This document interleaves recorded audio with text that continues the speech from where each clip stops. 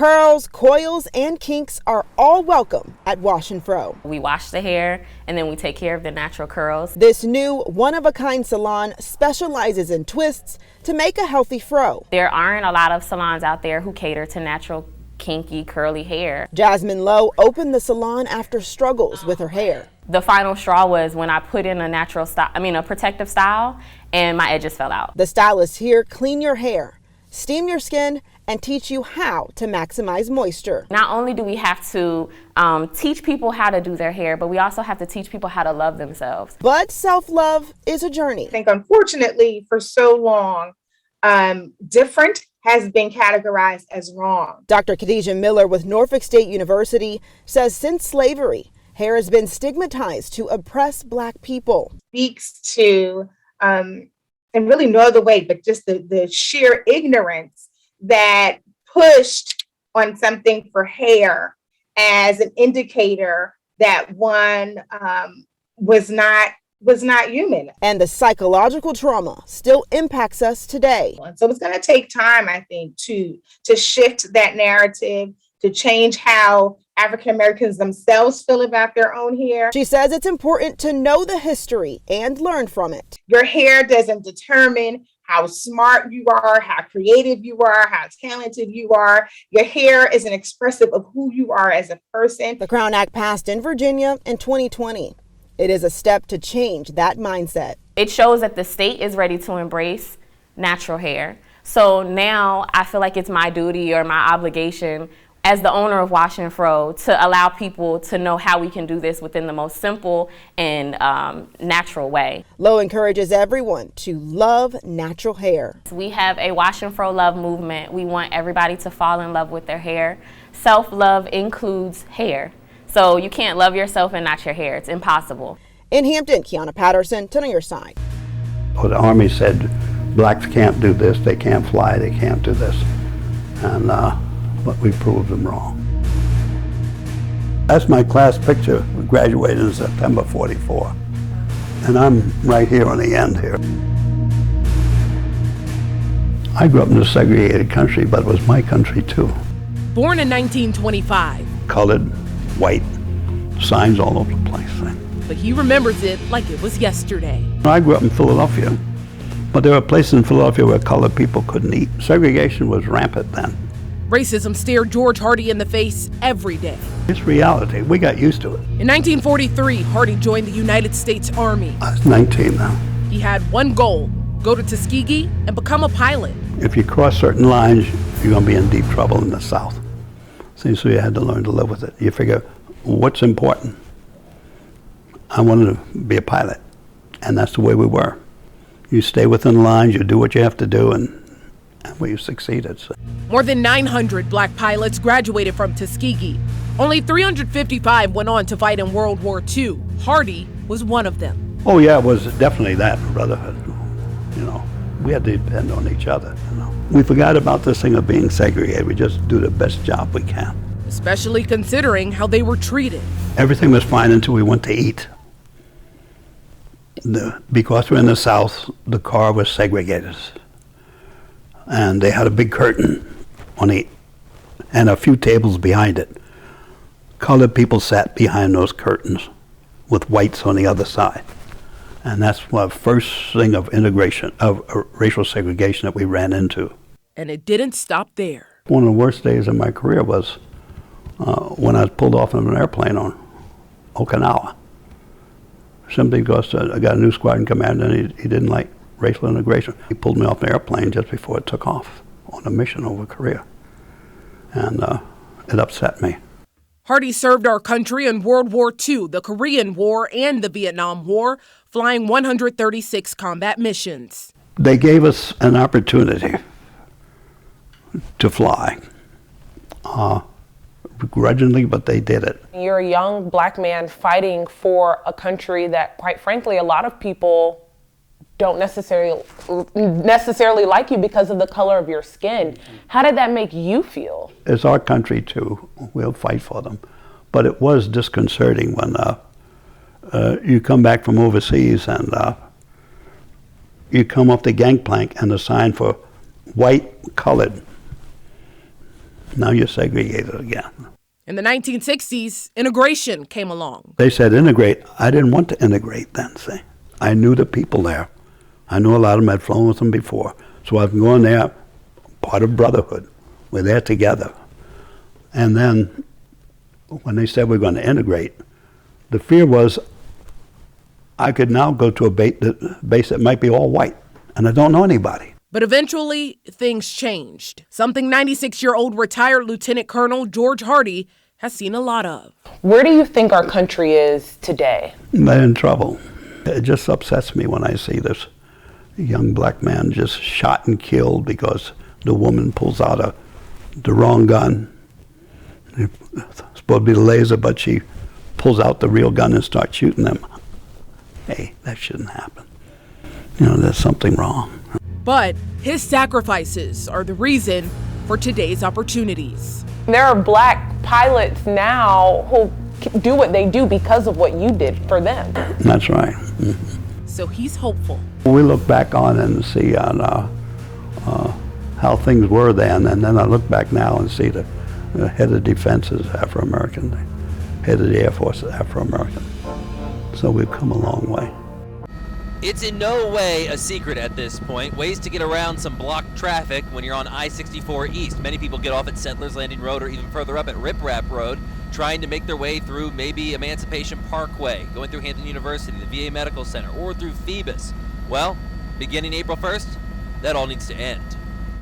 That's because Hampton City Council has now signed off on a new pilot plan meant to keep commuters off city streets and on the interstate.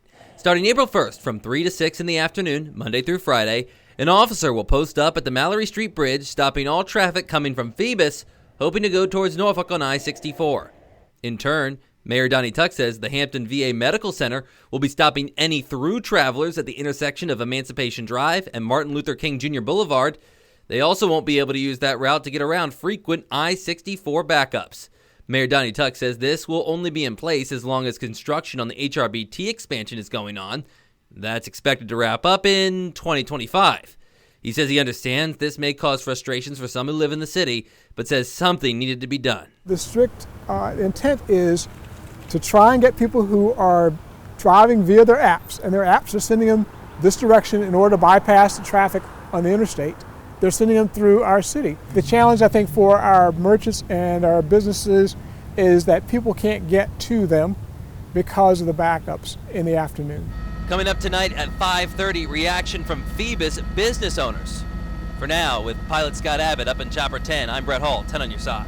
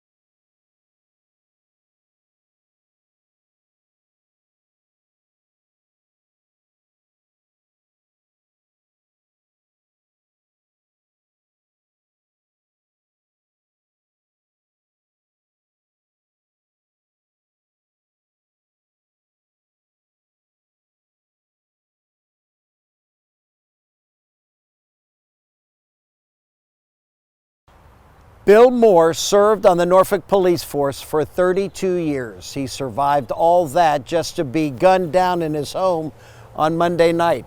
His daughter was in the house too, was shot in the head, but was able to make it next door to call for help.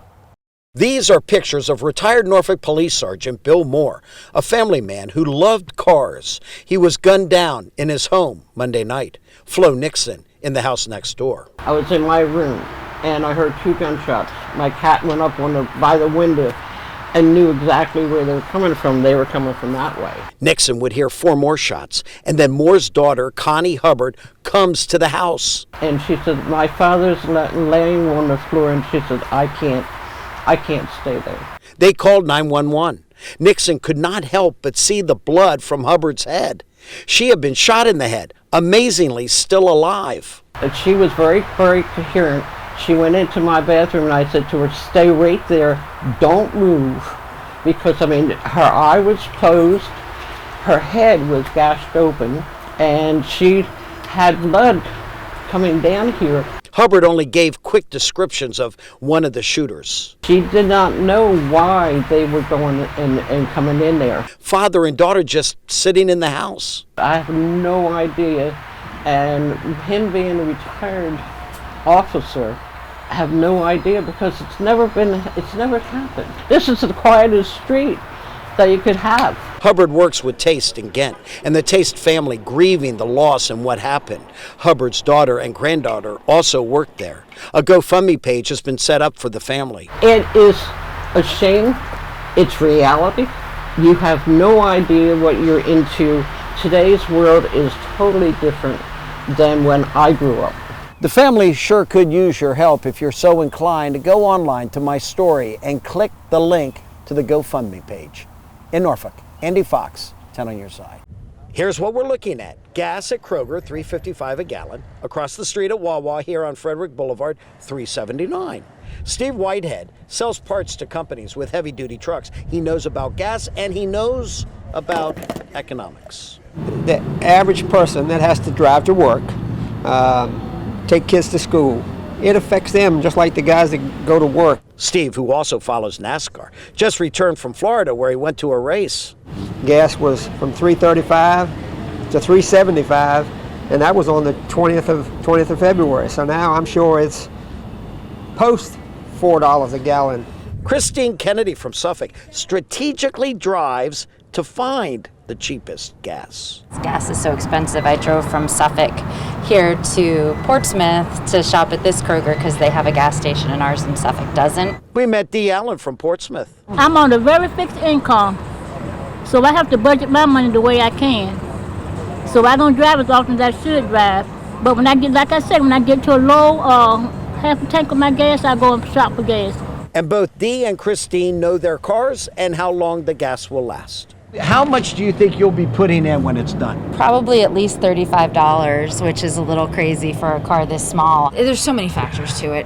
Christine, oh my gosh, $35. Yeah, I know. You hit it right on the head. Yeah. Oh my gosh. Yeah, that's because I have to be really careful with my budget right now. For Rosalind Harmon, spiking gas prices, yet another example how, for her at least, America has changed.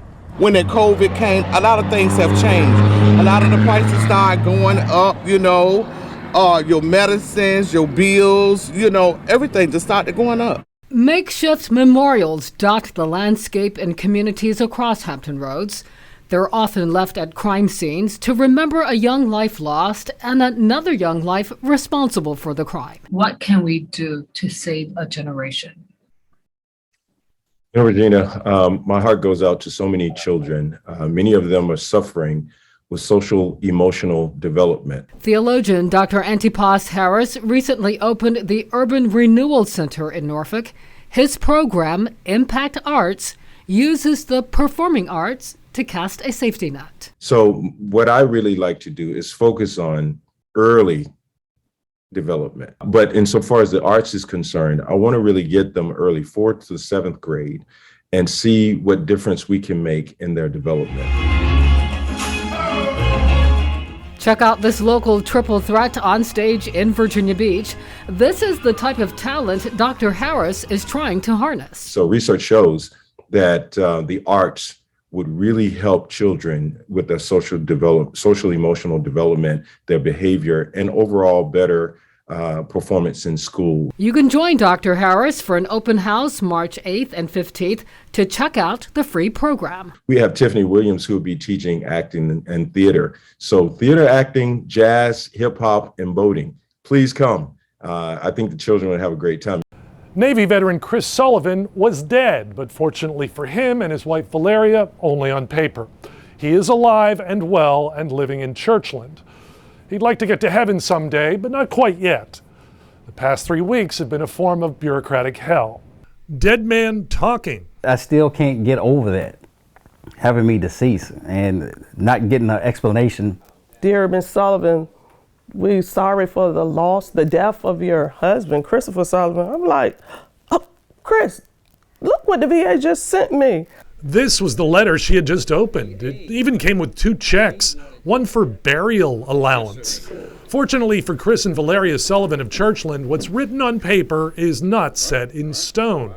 Sullivan retired from the Navy 8 years ago with medals and major back problems. He's rated 100% service disabled. But the VA stopped the benefits because, well, they thought he was dead. And in a case of true overkill, his military retirement was cut off too. A major financial hassle. Everything stopped. You know, everybody had me being deceased. And the would-be widow says condolences from the woman on the phone weren't necessary. Oh, I want to just say sorry for your loss. I'm like, my husband is not deceased. My husband's standing right here beside me. For now, the VA part of the problem appears to be solved. After 2 weeks of going back and forth and trying to get this resolved, so they finally got a resolution yesterday. But 2 months of Navy retirement, about $6,000, remains dead in the water. They telling me it's going to take, it's a process.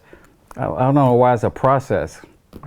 When you know that I'm alive. I've showed all my credentials that I'm alive. The worst thing is their poor communication, because it's not his error, it's their error. But you're penalizing him. The agency that runs Chris Sullivan's retirement account is known as DFAS, the Defense Finance and Accounting Service. We will contact them on his behalf to get his Navy retirement back on course. Chris Horn, 10 on your side.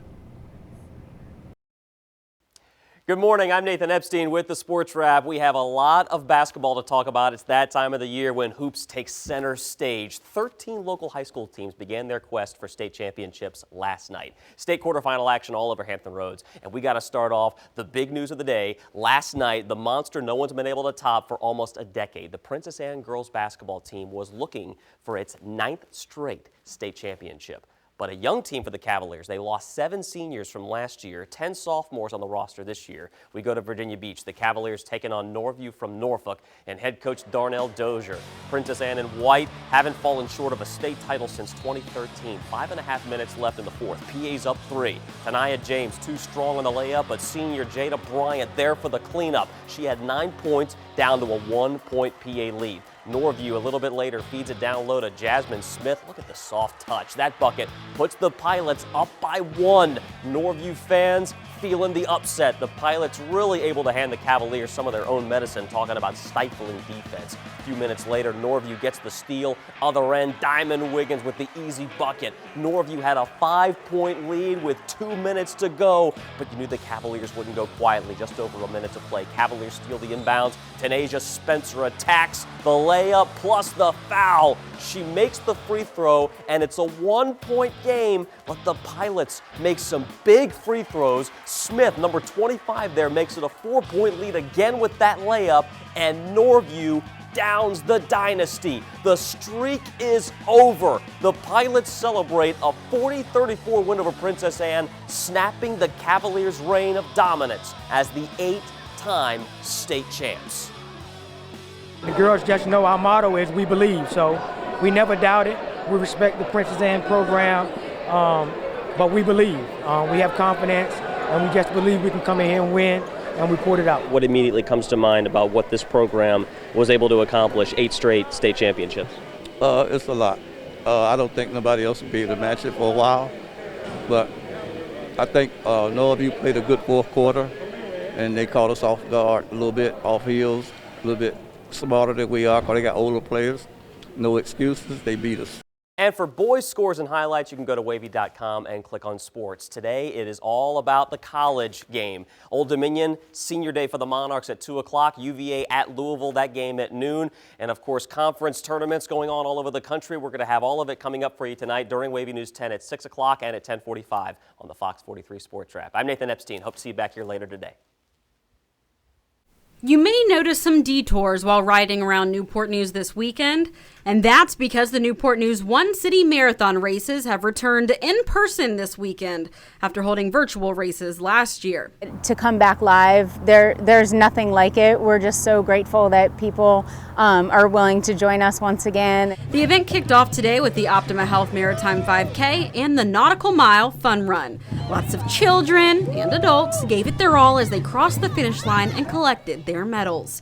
Tomorrow morning, the half marathon, and relay start bright and early in Newport News Park. Director of Community Partnerships with Flat Out Events, Amy Klinkenbeard, says there's no shortage of runners signing up. In fact, it's bigger than it's been in the past, with 2,200 runners over the 4 events. Because Newport News is so long, it does such an awesome job, I think, of bridging that gap and really says, like, hey, we are all, it sounds cliche, but we are all in the same city and we're all in this together. So to go all the way from Newport News Park down to downtown, I think it's just so special. For a list of street parking restrictions and detours, head over to WAVY.com. In Newport News, I'm Aisha Tolliver, on your side. Redistricting is required every 10 years after the decennial census.